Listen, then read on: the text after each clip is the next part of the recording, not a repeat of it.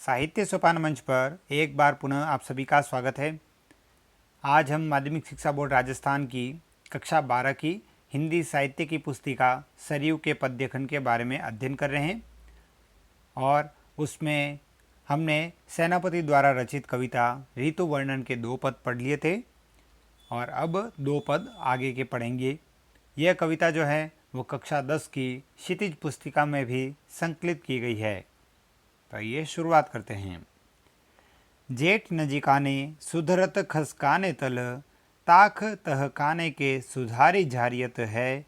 होती है मरम्मती विविध जल जंत्रन की, ऊंचे ऊंचे अटा ते सुधा सुधारियत है।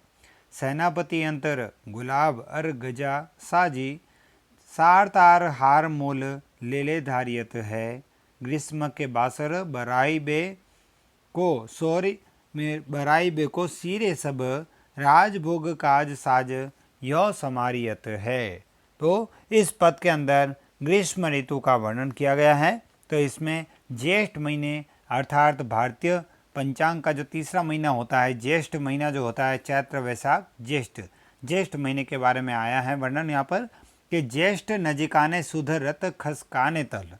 जैसे ही ज्येष्ठ महीना आ जाता है, ज्येष्ठ महीना समीप नज़दीक आता है, तो अब उस समय तल ये लिखा है तख तल ताख तह खाने के सुधारी जारियत है। अर्थात उस समय घरों में, राजमहलों में, घरों में, महलों में जो तलगर जो होते हैं, जो ज़मीन में जो मतलब कमरा या हम कह सकते हैं घर जो बना होता है, उसको सुधारा जाते हैं और उन्हें साफ़ सफाई करके उनको ग्रीष्म ऋतु से बचने के लिए उनको साफ़ सफाई की जाती है, उनके व्यवस्थाओं को देखा जाता है।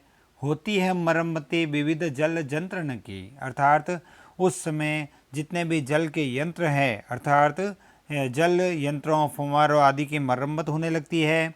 और दूसरे जो है खस के पर्दे जो होते हैं उनकी भी मरम्मत होने लगती है, वो भी सही रूप में लगाए जाते हैं ताकि ठंडक मिलती रहे उनसे भी। ऊंचे ऊंचे अटा ते सुधा सुधारियत है, और ऊंचे ऊंचे अटा यानी अटारी, अर्थात ऊंचे ऊंचे जो भवन हैं उन भवनों में भी सफ़ेदी कलर कराया जाता है, सफ़ेदी रंग कराया जाता है ताकि गर्मी का प्रभाव अधिक न पड़े। इस प्रकार से उनकी दशा को सुधारा जाता है। सेनापति अंतर गुलाब अर गजा साजी। अब सेनापति कहते हैं इस समय गुलाब के इत्र और अर्गजा सुगंधित पदार्थ जो है वो सभी लोग जो है वो धारण करते हैं, वो लगाते हैं अपने शरीर पर। और सार तार हार मोले ले ले धारियत है, और जो हार जो होते हैं बहुमूल्य वेश कीमती मोतियों के जो हार होते हैं वो मूल्यवान, वो भी धारण करते हैं। अर्थात गर्मी के दिनों में ग्रीष्म के बासर बराई बेको सिरे सब, ग्रीष्म के दिन जो होते हैं, ग्रीष्म ऋतु के दिन उनको किसी प्रकार से अत्यधिक गर्मी से बचने के लिए या शीतल बनाने के लिए, जिस प्रकार से श्रेष्ठ महान जो राजा या फिर महान पुरुष जो होते हैं उन द्वारा जितने भी सुख सुविधाओं के जो भी व्यवस्थाएं अपनाई जाती हैं, उन सब के वह सुख साधन जो होते हैं उनको वह संभालते हैं। इस प्रकार से यहाँ पर ग्रीष्म ऋतु का वर्णन आया है। अगला पद पढ़ते हैं। देखे छिति अंबर जले है चारी ओर छोर, तीन तर वर सब हिको रूप हरियो है। महाजर लागे ज्योति भादव की होती चले, जलद पवन तन सेक मानो परियो है। दारुण तरणी तरे नदी सुख पावे सब, सिरी घन छो चाही बोई चित धरियो है। देखो चित्तुराई के सेनापति कविताई की जो, ग्रीष्म विषम वर्षा की सम करियो है। देखिए सुंदर पद जो है इनका हमने पढ़ा था इनके परिचय में कि इनकी कविता में हमें श्लेष अलंकार के दर्शन जरूर होते हैं। तो ये पद जो है वो अत्यधिक श्लेष अलंकार का ही उदाहरण माना जा सकता है, क्योंकि इसके अंदर इस एक पद में उन्होंने ग्रीष्म और वर्षा ऋतु दोनों का उन्होंने वर्णन किया है। किस प्रकार से, देखिए पहले हम इसको ग्रीष्म ऋतु के संदर्भ में देखते हैं। देखे छिति अंबर जले है चारी ओर छोर, ये कहते हैं जैसे ही तेज़ गर्मी, भीषण गर्मी जब होती है तब चारों ओर का और और छोर जो है अर्थात तो कोना कोना जो है वो धरती का कोना कोना जलता हुआ सा प्रतीत होता है। तीन तरवर सब ही को रूप हरियो है। तीन इस पर तरवर यानी पेड़ जो हैं वो सभी पेड़ों के रूप जो है वो हर लिया जाता है, अर्थात सभी पत्तियां जो है वो भी सूख जाती है इतनी तेज गर्मी के कारण। महाजर लागे ज्योति भादव की होती चले, और महाजर तेज धूप जो है उसके कारण से ऐसा लगता है वह भाद्र महीने के जैसे वर्षा वर्षा होती है वैसे ही वह वहाँ पर तेज जो हवा है, तेज जो गर्मी है वो उस प्रकार से तकलीफदायक होती है। जलद पवन तन सेक मानो परियो है, ये यहाँ पे आ गया है।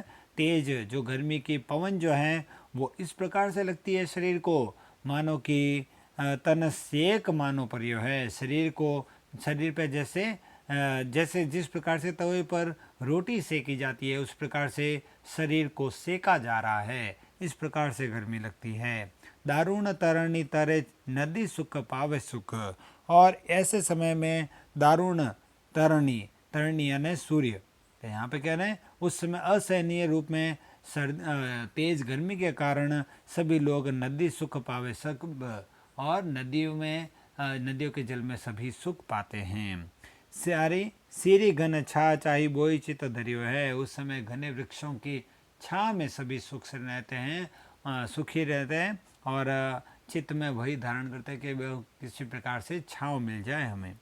देखो चतुराई सेनापति कविताई की, जो देखिए सेनापति की कविता लिखने की चतुराई तो देखिए कि ग्रीष्म विषम वर्षा की सम करियो है। ग्रीष्म ऋतु जिसमें विषम होता है वातावरण, लेकिन उसमें भी वर्षा का वर्णन करना समान रूप में और वर्षा के रूप में श्रेष्ठता देखना किस प्रकार से वर्णन किया है। अब देखिए वर्षा ऋतु के संदर्भ में, देखे छिति अंबर जले है चारी ओर छोर। जले यहाँ पर पहले हमने ग्रीष्म ऋतु में जले का अर्थ ये लिया था कि जल रहा है, लेकिन यहाँ पे हम अर्थ क्या लेंगे कि पृथ्वी का कोना कोना जो है वो जल में डूबा हुआ है, अर्थात यहाँ पर वर्षा ऋतु का वर्णन हो रहा है। देखे छिति अंबर चले चारी ओर छोर, चार और छोर जो है कोना कोना जो है पृथ्वी का वो जल मग्न होया हुआ दिखाई देता है। तीन तरवर सब ही को रूप हरियो है, और उस समय चारों ओर के जो पेड़ जो दिखाई देते हैं हमें उन सभी पेड़ों पर हरे हरियो है। हरियो का मतलब है यहाँ पर हरे भरे दिखाई देते हैं सभी पेड़ पौधे। महाजर लागे ज्योति भादव की होती चले, और महाजर तेज वर्षा होती है भाद्रपद महीना जैसे ही लगता है, और तेज महीना भी तेज बारिश जो है वो भी बहुत तेज होने लगती है, असहनीय वर्षा जो है होने लगती है। जलद पवन तन सेक मानो परियो है, और जलद पवन अर्थात बादलों के साथ में जिस प्रकार से यहाँ पर बिजली चमकती है तो हल्का सा उजाला भी होता है, और दूसरा यहाँ पर जलद पवन तन सेक मानो परियो है, उस समय जलद यानी बादलों के साथ में वह उड़ते हुए से जिस प्रकार से बादल हैं यहाँ पर, तो वह तन सेक मानो परियो है। तेज वर्षा के कारण इस प्रकार से लगते हैं कि वह शरीर को जिस प्रकार से पका रहे हैं तेज मूसलाधार बारिश के द्वारा। दारुण तरणी तरे नदी सुख पावे सुख, सब अर्थात दारुण तरणी अर्थ वही निकल रहा है यहाँ पर भी कि जिस प्रकार से तरणी वह तेज जो नदियाँ जो हैं यहाँ पर उनके लिए आई है बात, लोग उमड़ी हुई नदियों को अब नावों से पार कर रहे हैं। बहुत तेज हो जाती है उस समय, असहनीय जो होती है नदियाँ बहुत उफान पर चलती है, उससे बचने के लिए लोग जो है वह नावों के द्वारा वह पार करते हैं। इस प्रकार से नदियों को पार करते समय वह तरणी यानी नाव है, यहाँ पर नाव में बैठकर सीरी घन छा चाई बोई चित धरियो है, और उस समय शीतलता प्रदान करती है। बादलों की छाया जो है वो एकदम से शीतलता प्रदान करती है, और सभी लोगों के हृदय में यही विचार रहते हैं कि हमें तो छाँव मिल जाए बादलों की। देखो चतुराई सेनापति कविताई की, जो ग्रीष्म विषम वर्षा की सम करियो है। सेनापति की कविता की चतुराई तो देखिए, वह ग्रीष्म ऋतु में भी वर्षा ऋतु का उल्लेख कर देते हैं। तो इस प्रकार से प्रकृति वर्णन श्रेष्ठ रूप में सेनापति जी ने किया है। तो आपको फिर मैं एक बार बता दूं, इन दोनों में कवित्त अलंकार कवित्त छंद है। कवित्त छंद में 31 वर्ण होते हैं, और यहाँ पर श्लेष अलंकार आया है। इस पद में श्लेष अलंकार है, और ये अंत्य अनुप्रास तो सभी जगह हैं यहाँ पर। तो इस प्रकार से हमें ये अलंकार, छंद, रस और व्याकरण के बारे में ध्यान करते हुए उनके व्याख्याओं को भी दोहरान करते रहना है। धन्यवाद। आज के लिए इतना ही। कल हम इससे आगे के पाठ के बारे में हम अध्ययन करेंगे। धन्यवाद।